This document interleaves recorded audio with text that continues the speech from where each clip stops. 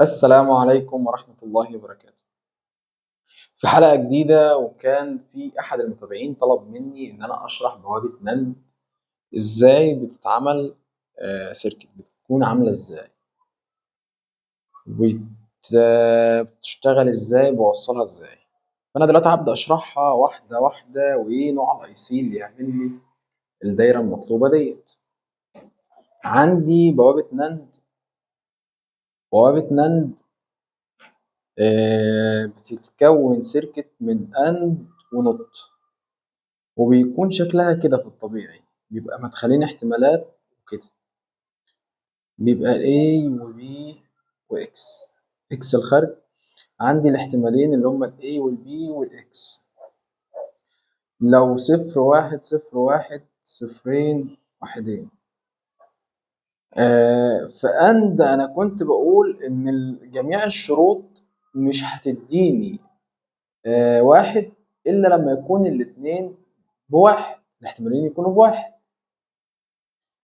كذلك العكس في ناند، ان بيكون عكس اند في كل حاجه. يعني انا كان بيديني واحد، لما كان بيبقى واحد في واحد بيديني واحد، لا انا هيديني صفر، واللي كان بيديني صفر هو اللي هيديني واحد، ويبقى كل الباقي بواحد. صفر في صفر المفروض بصفر، عكسه اتنفى بنط بقى واحد. واحد في صفر بصفر، عكسه اتنفى بقى واحد، وهكذا. والواحد في واحد بواحد، عكسه نفي بصفر. اشتغلنا على الاي سي بتاع ان، وهو كان 7408. تمام. وكان الاي سي بيكون شكله كده، دي الدليل بتاعه، رجل 14 ده الفي سي موجب، وده رجل 7 اللي هي الجراوند. حلو. وكان عندي واحد واثنين دول الاحتمالات، والتالت وتلاتة رجل تلاتة طرف تلاتة دوت الخارج بتاع اند. حلو. وكان الاي سي عندي فيه اربع بوابات، اربع بوابات من النوع اند. واشتغلنا على البوابه الاولى في الاي سي بتاعنا. حلو. عايزين نعمل بقى بوابه نند. هل في اي سي جاهز بيخلص الكلام ده؟ هو ممكن يكون موجود، وممكن لا. بس هو لو مش موجود، فاحنا بنحل المشكله ديت بان احنا بنحط اي سي تاني. تمام. بيكون بتاع النفي، رقمه بيكون 7404.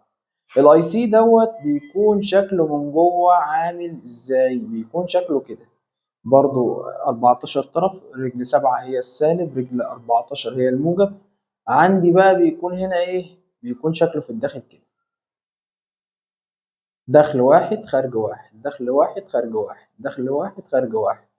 بس ده في زيادة بوابتين عن الاي سي التاني، يعني ده هيبقى فيه 6 نقط. حلو. حلو. طيب انا برضه عايز اوصل ده، هيكون توصيله عامل ازاي؟ النقط دي عموما بيكون احتمال واحد. تمام. يا صفر يا واحد، والخارج بيكون عكسه. يعني لو دخلت صفر هيبقى الخارج واحد، دخلت واحد هيبقى الخارج صفر. دي نقط. واند دي انتوا عارفينها زي ما انا شرحتها قبل كده. حلو. طيب انا دلوقتي محتاج ان انا اشوف الكلام ده بيتوصل ازاي. هاجي على البريك بورد بتاعتي اللي بشتغل عليها، ونبدا نوصل حاجتنا واحده واحده. ادي البريك بورد بتاعتنا، وادي ايه؟ الادابتور اللي احنا شغالين بيه. تمام. موصلين، وادي الليد بالمقاومه 220 اوم. وده الاي سي اللي احنا اشتغلنا عليه، اللي هو بتاع اند، اللي هو 7408. وادي الاي سي بتاع نوت، اللي هو 7404. حلو. حلو. اول حاجه هنعملها، هنوصل الباور بتاعنا في في كل حاجه.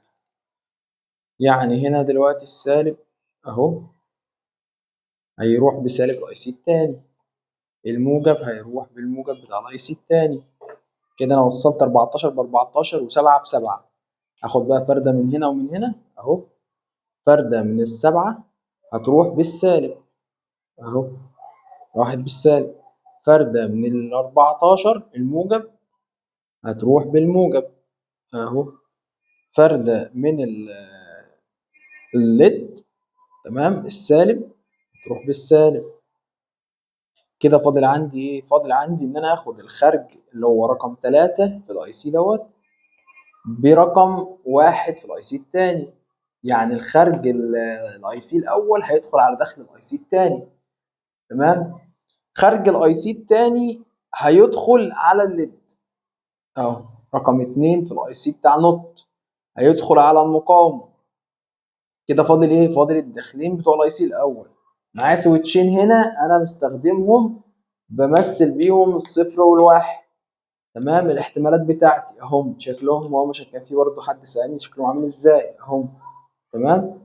بوصل دول على واحد واتنين اهو، واحد واهو اتنين. كده انا وصلت ايه؟ وصلت داخلين الاحتمالات بتوع اند. تمام.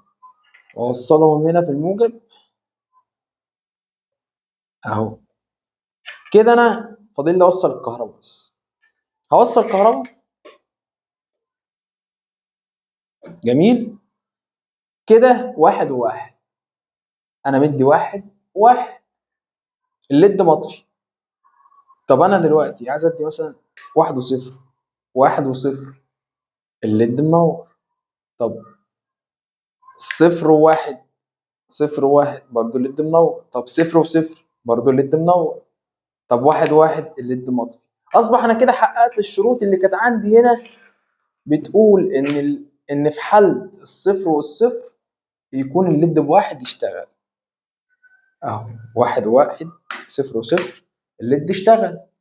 طيب واحد وصفر، واحد وصفر، الليد اشتغل. طب صفر وواحد، الليد برضه شغال. طب صفر وصفر، الليد شغال. طب واحد وواحد، الليد بصفر يبقى مش شغال. يبقى كده انا حققت الشروط بتاعت نند. اصبح انا كده من الاي سيين، من اي سي 7408 ومن اي سي 7404 عملت بوابه اند نند.